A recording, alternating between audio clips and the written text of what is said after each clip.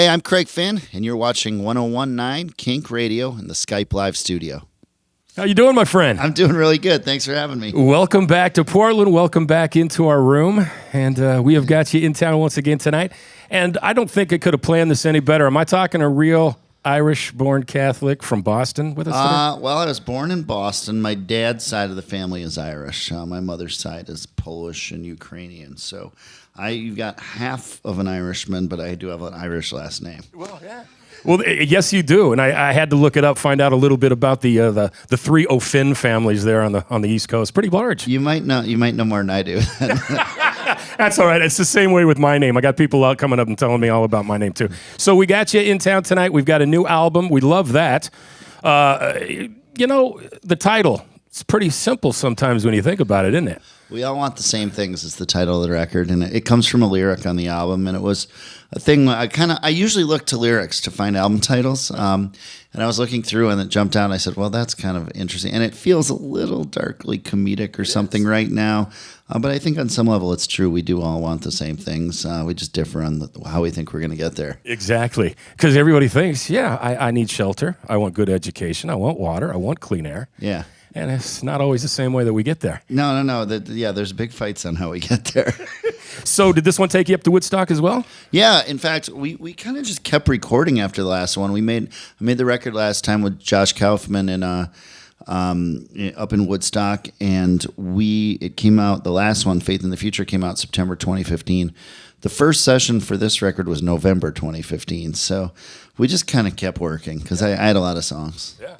Well, I'll tell you what, I want you to also see, I didn't just take this out to take this out. I can't get it out of my player in the car. Oh, cool. I mean, and I'm literally telling you, by the time I was done with the first one, I'm getting a little bit of Drive-By Truckers, some Steve Earle in there. By the third one, I got Tom Petty. And by the fifth one, I'm into Tom Waits territory. Yeah. And I don't mean that to be you sound like you, but there's a lot of influences and a lot more music in this. It's a much more musical record than the last one. I think there was more people in the room. We brought in more musicians and kind of had more of the last one we made basically with three guys. This one we had a room full of people. We had a horn player and a piano player, and all that kind of is in there. So I think it's the most musical record I made. What's the freedom from being Craig as opposed to being... And I see this all the time. Every time I want to read about you online, it's veteran indie rocker. Is that a title you would put on your card, or? I just like rocker. I don't know. Indie rocker seems like precious to me. But as far as the difference between being in a solo artist and being in a band is, there's a lot of energy in a band when you have it hopefully is better than the sum of its parts, and it's a beautiful thing. But there's a lot of talk about fairness and keeping different people happy and keeping things fair, I guess is the best way. It's and you have to think a lot about that, where this is for instance, you're recording a song with the solo thing and you're like, we don't even need bass on that, and Will's here, but he wasn't in the studio, and it's but you can say well, there's no bass on this, but if you're in a band, you have to kind of have that conversation with the bass player, and that's a harder thing. It is, and keeping it fair all the time. Sometimes someone has to drive 800 miles, and sometimes somebody sitting in that van only drove 100, right? Right, exactly. Exactly. Well, exactly. I mean, there's you spend a lot of time together, I guess is the way to say that. And how's it been on the road with these guys? Really good. We're almost done with 5 weeks, and it's been a while. I can't believe how good I feel.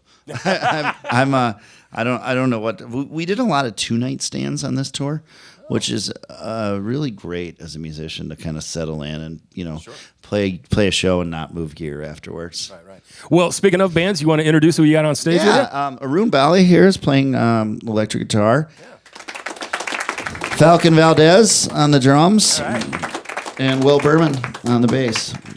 I feel like I should say Arun Bali, Nashville, Tennessee. Yeah. Falcon Valdez, Austin, Texas. And Will's my neighbor in Brooklyn, New York. Hey, even better.